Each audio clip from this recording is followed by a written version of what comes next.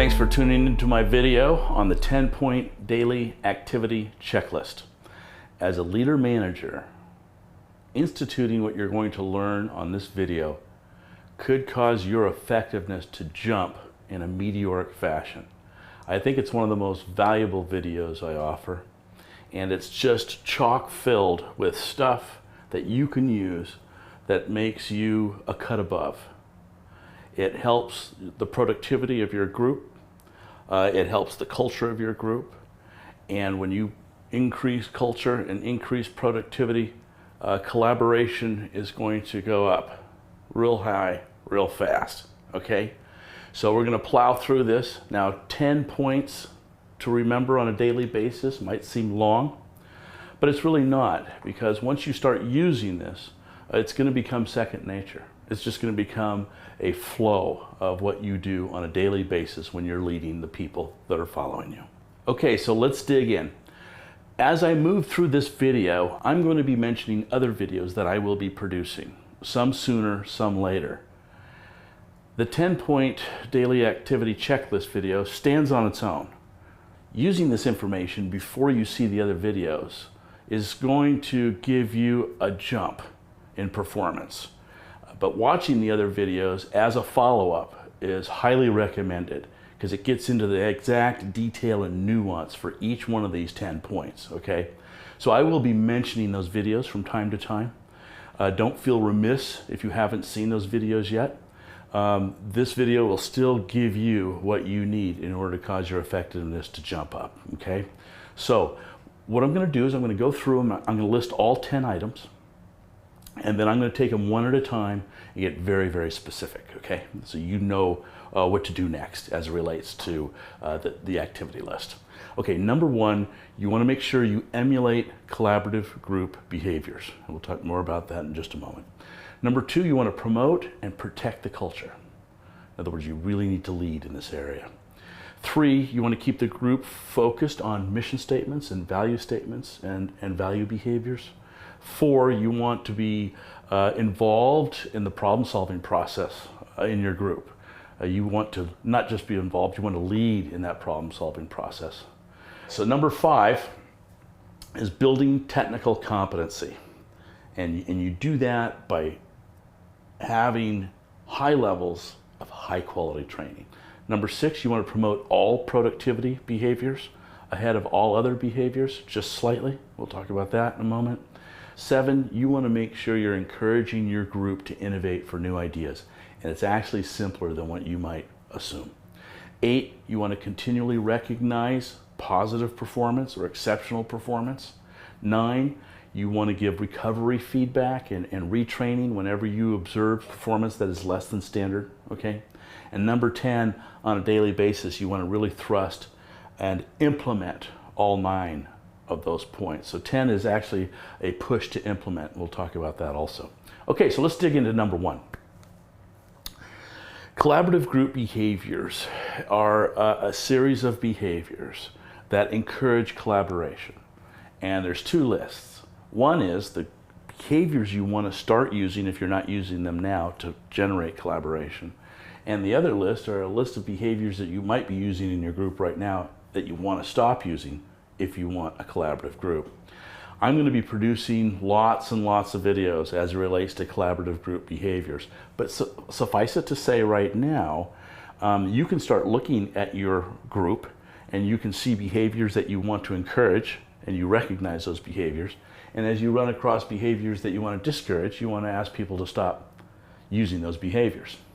All of that allows you to generate more collaboration. But here's the key.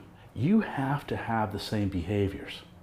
You want to make sure that your behaviors are consistent with what you're asking other people to do. You want to stay away from the do as I say, not as I do syndrome. It's very hypocritical. And anytime the leader is seen as a hypocrite or is demonstrating hypocritical behavior, it's really death for the leader. You lose all respect from the people that are following you, and then it makes it very difficult to lead.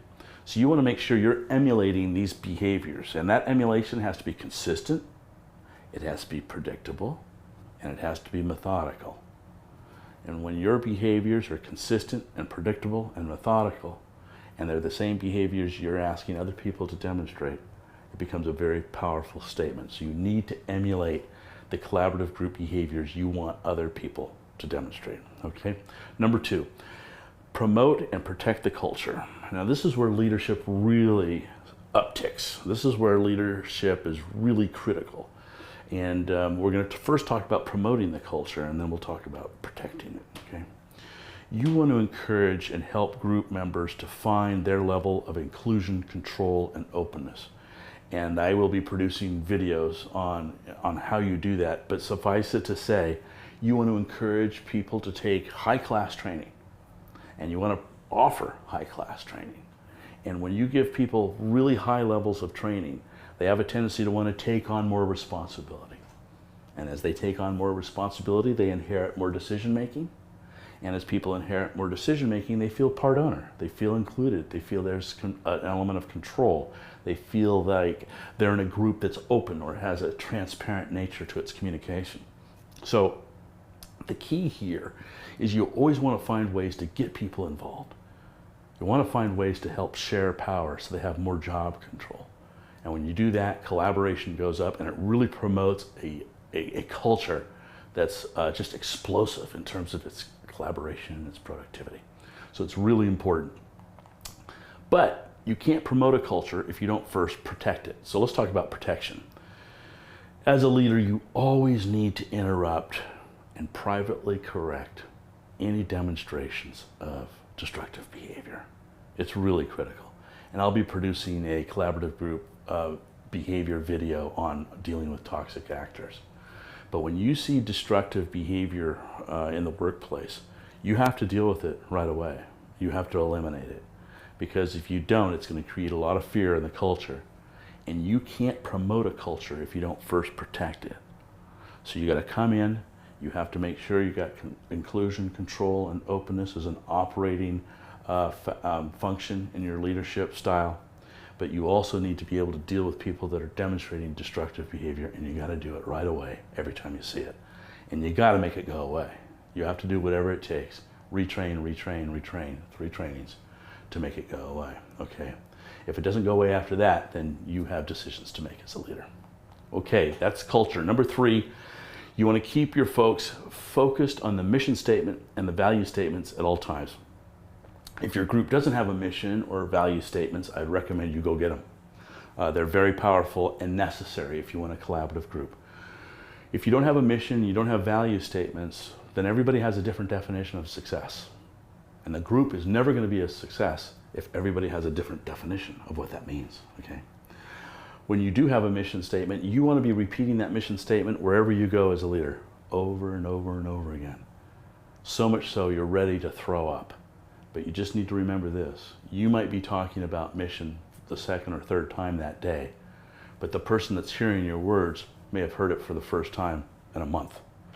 So you have to keep that repetition up. It's really critical. Along with mission statements are the value statements. And once again, if your organization doesn't have some, I would go get them, because value statements are very, very powerful in describing the types of behaviors that we want to use.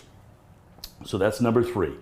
Keep your group focused on mission and value statements at all times. And what that means is you're going out and you're verbally letting people know this is important, this is important, this is important. And you're going over that mission and value statements over and over again.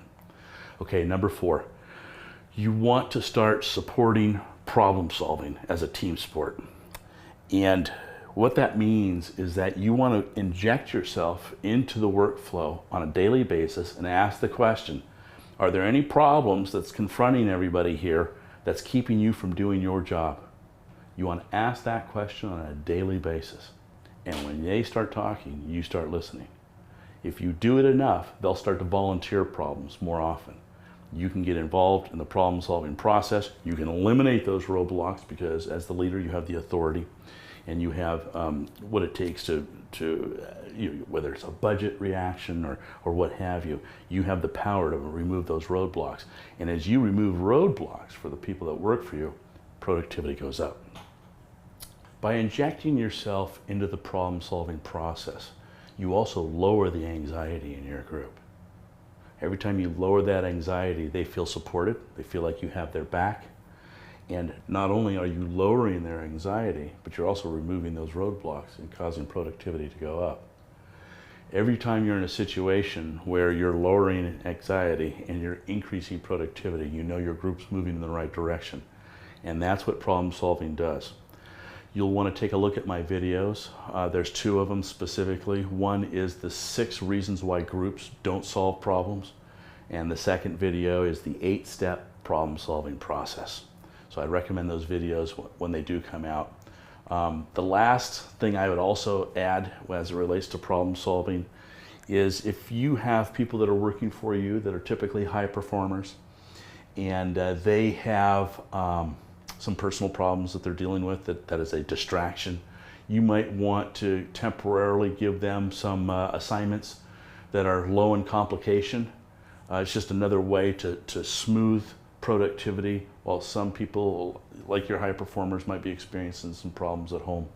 It's a temporary thing. People get kudos for not letting interpersonal problems show themselves in their performance, but at the same time, humans are humans, and sometimes they will have some personal problems that affect their performance.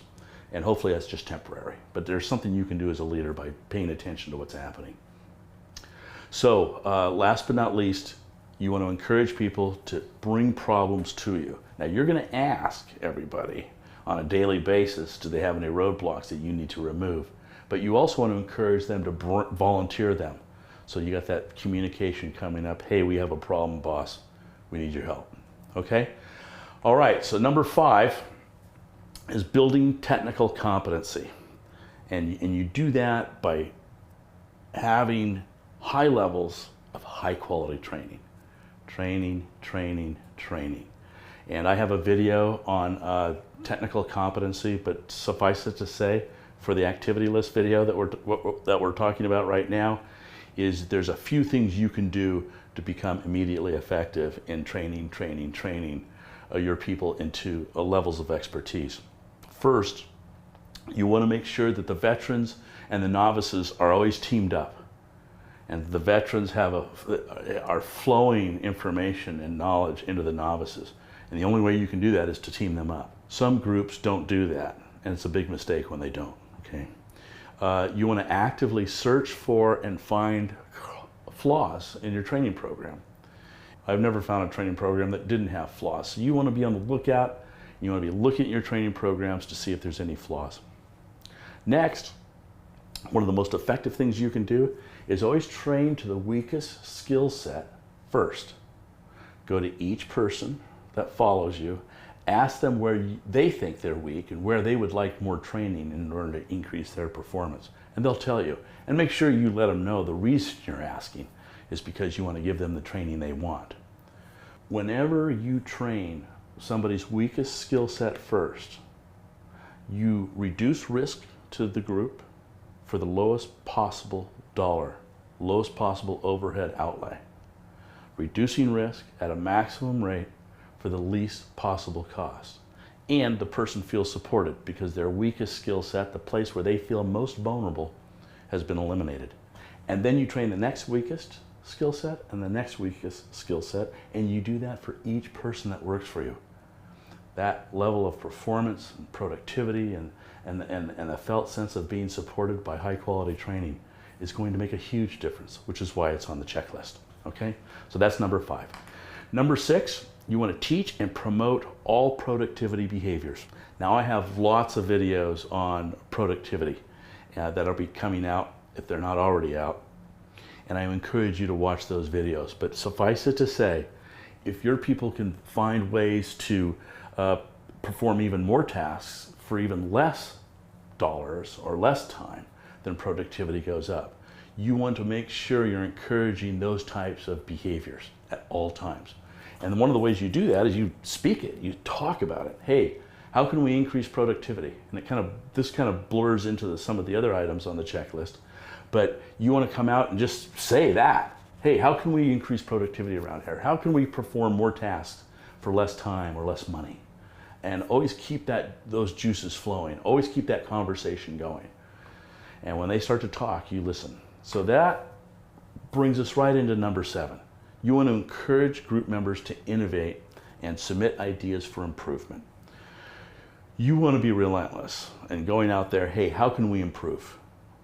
If anybody has ideas out there on how we can improve, I want to hear them. And you have that invitation going out on a daily basis. And when they start coming to you with ideas, you listen.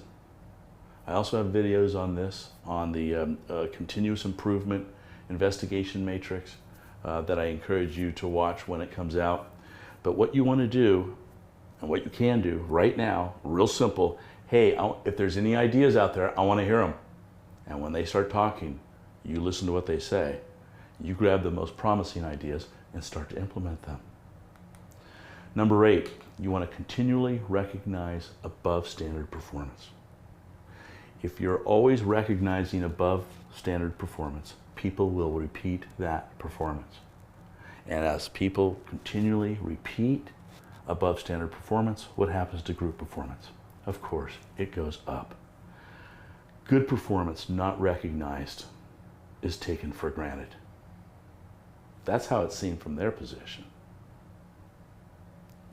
Exceptional performance that is not recognized is taken for granted. And if it's not recognized, it won't be repeated.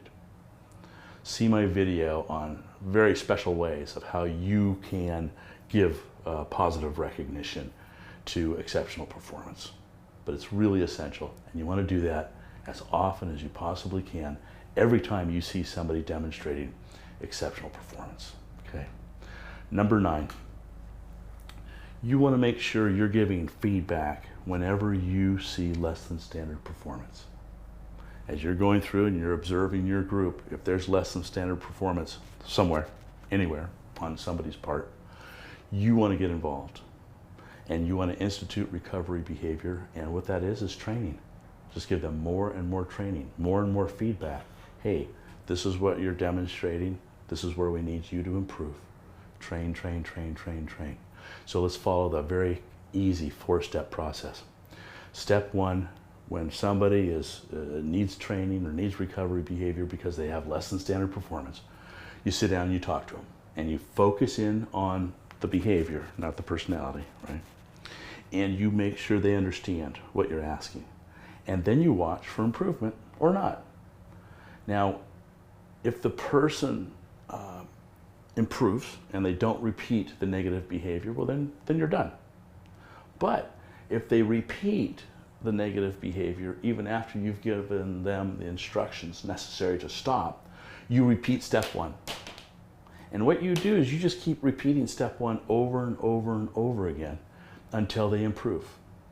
Now, if you continue to repeat step 1 over and over again and they don't improve, then you know you have a larger problem. The key here is to retrain people out of these areas of less than standard performance. And if you take a training approach, a recovery behavior approach that has lots and lots of training, you're going to throw out a net that probably saves about 95% of the less than standard performance out there. I mean it, it's really high. Recovery behavior, feedback, observe, repeat the training as necessary to see improvement. It's big, it works. And you have to do that on a daily basis. Number 10 is all about implementation. You need to take those 9 items and you need to implement them every day. If you do some of them some of the time, your group effectiveness will go up. If you do most of them most of the time, mission accomplishment really starts to skyrocket. But if you do all of them all of the time, your group will become a legend. So you want to implement, you want to push your group, you want to guide your group, you want to support your group, you want to train your group, and you want to protect your group. And that's what you're doing with those first 9. But nothing happens unless you actually implement on a daily basis, demonstrating those behaviors, asking those questions, investigating, observing. That's the only way you're going to push, guide, support, train, or protect your group. So follow this 10-point daily activity checklist, and you will be fascinated by the increase in collaboration, the increase in productivity, and you'll never go back again. Thanks for watching.